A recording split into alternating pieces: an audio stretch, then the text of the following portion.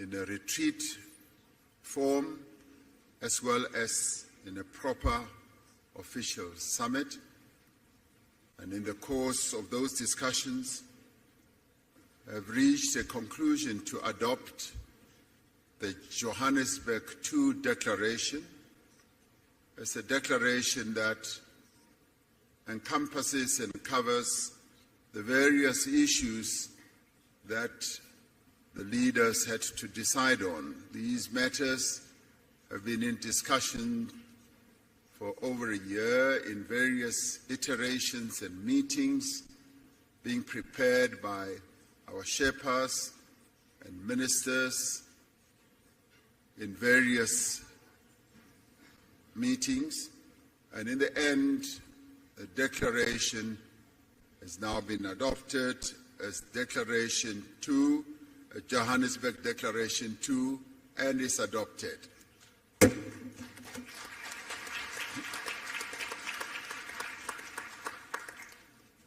And now we come to the media statement, which I will read out, and thereafter each one of the Brics leaders will make a statement. We have successfully concluded the 15th Brics Summit yesterday. It is the first Brics Summit to be hosted in person since COVID-19 pandemic and the subsequent global travel restrictions. Leading up to the summit, there was a wide-ranging Brics business forum attended by some 1,500 business people from Brics countries as well as from other countries from around the globe. This business forum was aimed at attracting investment, promoting collaboration, and showcasing opportunities within South Africa, the African continent, and indeed Brics countries as well. We had an opportunity to receive a report from the President of the New Development Bank, Dilma Rousseff, on the vision and the role of the bank and the role that it intends to play to support infrastructure and sustainable development in Africa and in the Global South.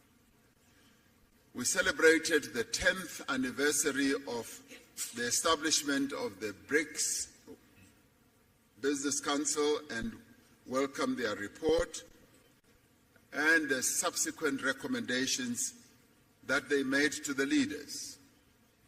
We also welcomed the work of the Brics Women's Business Alliance in their first in-person engagement with the Brics leaders.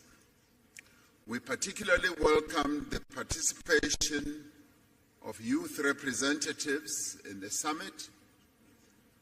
We endorsed our expectations for the Brics Economic Partnership to generate tangible benefits for our communities and deliver viable solutions for common challenges faced by the Global South. We shared our vision of Brics as a champion of the needs and concerns of the peoples of the Global South. These include the need for beneficial economic growth, sustainable development, and the reform of multilateral systems. We reiterate our commitment to inclusive multilateralism and upholding international law, including the purposes and principles enshrined in the United Nations Charter. We are concerned about ongoing conflicts in many parts of the world. We stress our commitment to the peaceful resolution of differences and disputes through dialogue and inclusive consultation. The summit noted that an unbalanced recovery from the hardships of COVID-19 pandemic is exacerbating inequality across the world. We encourage multilateral financial institutions and international organizations to play a constructive role in building global consensus on economic policies. We have noted that there is global momentum for the use of local currencies, alternative financial arrangements, and alternative payment systems. As Brics, we are ready to explore opportunities for improving the stability, reliability, and fairness of the global financial architecture.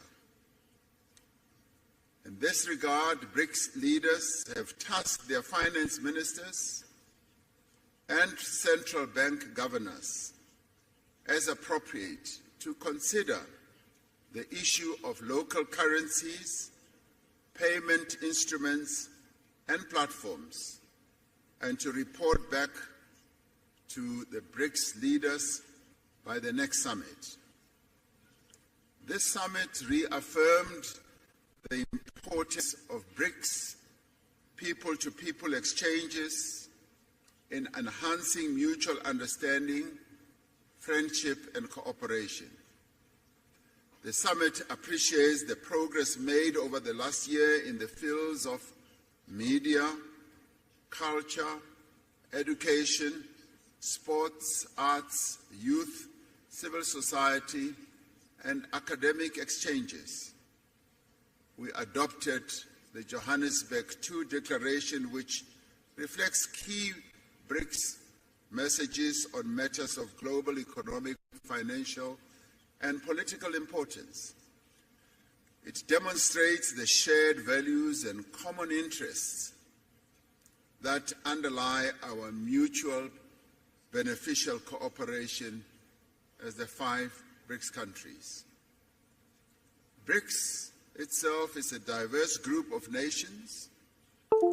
It is an equal partnership of countries that have differing views but have a shared vision for a better world.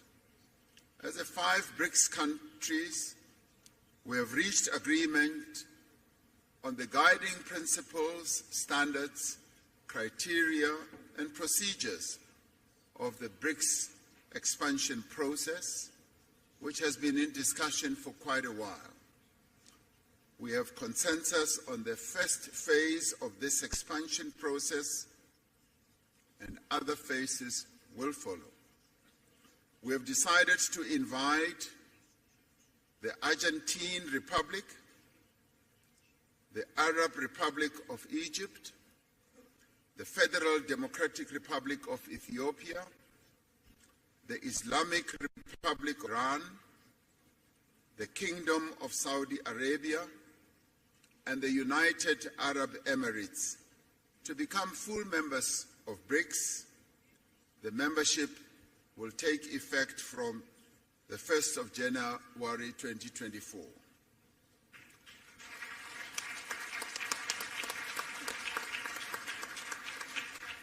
We value the interests of other countries in building a partnership with Brics.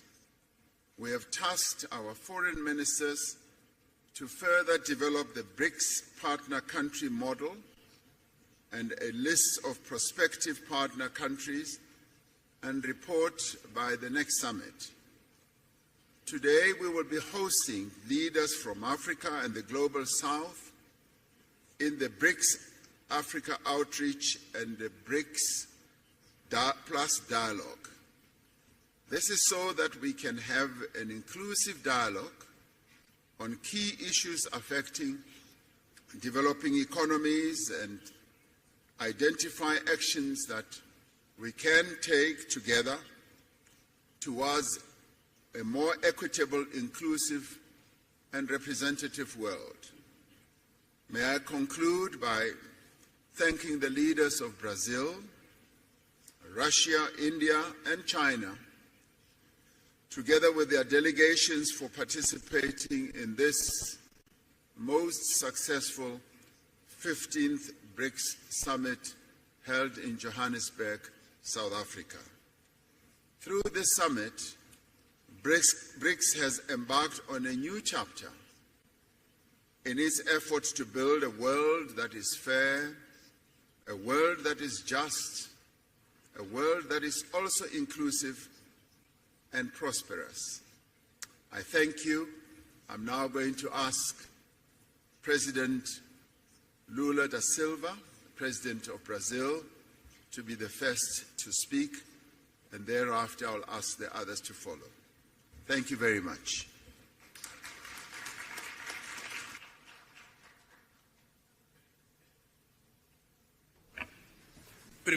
Well, first of all, I would like to thank especially President Ramaphosa and his team for the very warmth hosting of the BRICS meeting and for the first face-to-face summit meeting at BRICS. I also would like to congratulate to the team of the foreign affairs ministers for all the extraordinary work that they did to conduct and the production of this declaration that we just signed here. The last time that I participated in a BRICS meeting was in 2010, and I am deeply, very well impressed with the maturity of the BRICS and with the results that we managed to reach. In 2011, South Africa joining the group gave much more representation to the groups, and including one of the regions that grew most in the world. Many said that we were too much different so that we can forge a common view. The experience, nevertheless, demonstrates the contrary. Our diversity strengthens the fight for new international order that will accommodate pluralism in terms of geography, economy, and politics in the 21st century. In this world of transition, the BRICS offers us a source of creative solutions for the challenges that we face. The relevance of the BRICS is confirmed by the growing interest of other countries demonstrate to join our group. Amongst the many results of the summit meeting of today, I could stress the enhancement of the BRICS, including new members. As President Ramaphosa just said, it's with great pleasure that Brazil gives the welcome to the BRICS, to Saudi Arabia, to Argentina, to the new members, to Egypt, to the United Arab Emirates, to Ethiopia, and to Iran. Now, the GDP of the BRICS is going up to 37% of the world GDP in terms of purchasing power and 46% in terms of the world population. Continuará aberto a novos candidatos e para isso aprovamos também critérios e procedimentos para futuras adesões. Aprovamos ainda a criação de grupo de trabalho para estudar a adoção de uma moeda This measure could increase our options for means of payment and reduce our vulnerabilities. I would like to stress that the decision that was made to the reform of the global governance, and especially in relationship to the UN Security Council. And last but not the least, I would dedicate a special message to my dear Alberto Fernandes, President of Argentina, a great friend of Brazil and of the developing world. We will continue to move forward side by side with our brothers Argentinians in another international forum. We will continue to advocate themes with direct impact of the quality of lives of our peoples, as fighting hunger, poverty, and inequality, and the promotion of sustainable development. We will promote the overcome of all ways of inequality that exists in the world, and that the BRICS will continue to be a driving force of a new international order that will have more fairness and an indispensable player to promote peace, to promote multilateralism, and in the defense of the international order and rule. Thank you very much.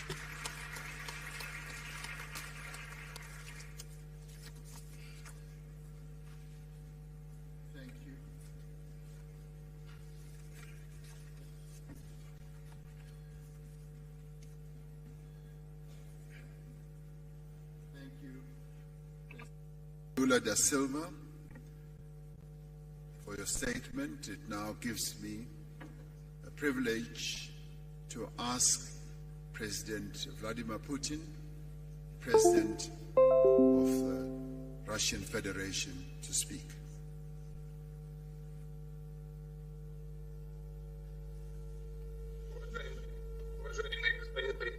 Your Excellency, Mr. President, dear friends, dear colleagues, just like other participants of today's event, I would like to thank our South African friends for the efforts they have made during our joint work. Должен отметить, что, как выяснилось, эта работа была непростой, и президент Рамафоза проявил удивительное дипломатическое искусство при согласовании всех позиций, касающихся расширения BRICS. Только что бразильский коллега, президент Лула Сильва, некоторые моменты отметил наиболее важные для всех нас, среди которых я выделил бы, конечно, вопросы расчетной валюты единой. Это сложный вопрос, но мы так или иначе будем двигаться по решению этих проблем. И второе, это касается организация расчетов между нашими странами в сфере экономической деятельности. Хотел бы поздравить новых наших членов, которые в полноформатном масштабе будут работать в следующем году. И хочу заверить всех коллег, что мы будем продолжать то дело, которое мы сегодня с вами начали по расширению влияния БРИКС в мире. Имею в виду налаживание практической работы с новыми членами организации и с теми, кто будет работать в сфере БРИКС в качестве аутрич с нашими партнерами, которые так или иначе уделяют внимание сотрудничеству с нашей организацией и хотели бы с нами вместе работать. Мы относимся к этому с вниманием и большим уважением и обязательно наладим эту работу. Конечно, в контакте со всеми партнерами будем советоваться, как эту работу организовать, и в ходе этих совместных дискуссий на уровне министров иностранных дел, других ведомств выстроим соответствующий регламент с тем, чтобы роль и значение БРИКС в мире продолжала расти. Большое спасибо.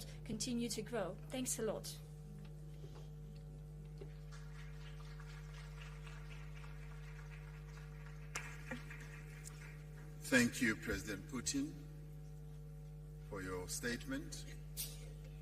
We now call upon Prime Minister Narendra Modi, the Prime Minister of India. I asked him this morning whether the lunar module is still firmly on the ground on the moon, and he said yes. So yesterday we congratulated India for landing a lunar module on the moon. So maybe he'll be outlining the scientific aspects of how the lunar module is going to proceed forward. Prime Minister.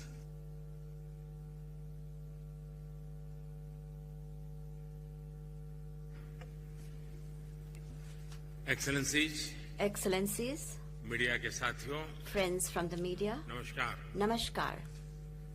सबसे पहले मैं First of all, I would like to commend my friend, President Ramaphosa, for the successful organization of this summit.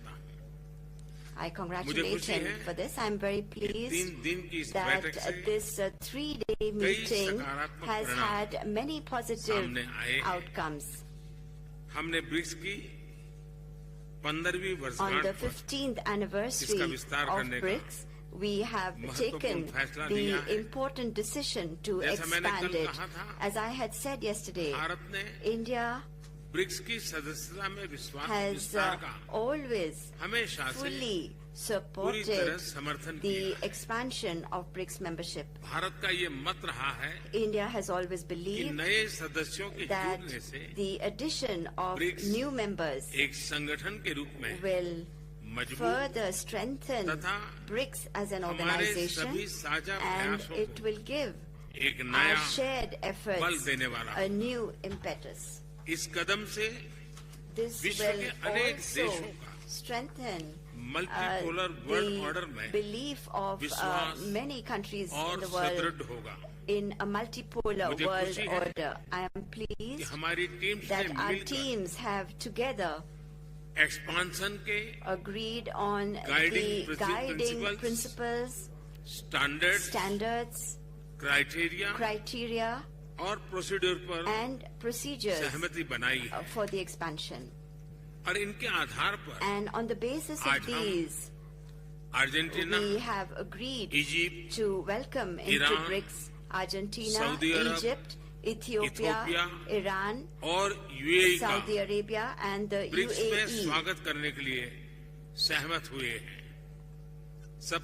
First of all, I would like to convey my heartfelt congratulations to the leaders and people of these countries. I'm confident that together with these countries, we will be able to infuse new momentum and new energy into our cooperation. India has had very deep and historic relations with all of these countries. With the help of BRICS, new dimensions will be added to our bilateral cooperation also. For the other countries that have expressed a desire to join BRICS, India will contribute towards building a consensus for them to be a part of BRICS as partner countries. Friends, the expansion and modernization of BRICS is a message that all institutions in the world need to mold themselves according to changing times. This is an initiative that can be an example for reforms in other global institutions that were established in the 20th century. Friends, just as my friend President Ramaphosa mentioned about the moon mission of India, there were so many words of congratulations. And since yesterday, I have been here and have received so many words of congratulations from everybody and all across the world, in fact. This success is not to be viewed as a success of one single country. It is being accepted as the success of all mankind. It is a matter of great pride for us and for the Indian scientists. It's a time for appreciation and being commended from all across the world. Friends, last evening, India's Chandrayaan successfully made a soft landing on the south pole of the moon. As I said, this is a big achievement not only for India but also for the scientific community all over the world. And the area which was identified as a target by India is an area where no efforts were made for landing so far, and this effort has been successful. In fact, the terrain is very difficult, and science was able to lead us to that terrain. So I believe that this is a success of science, a success of our scientists. On this very historic occasion, I have received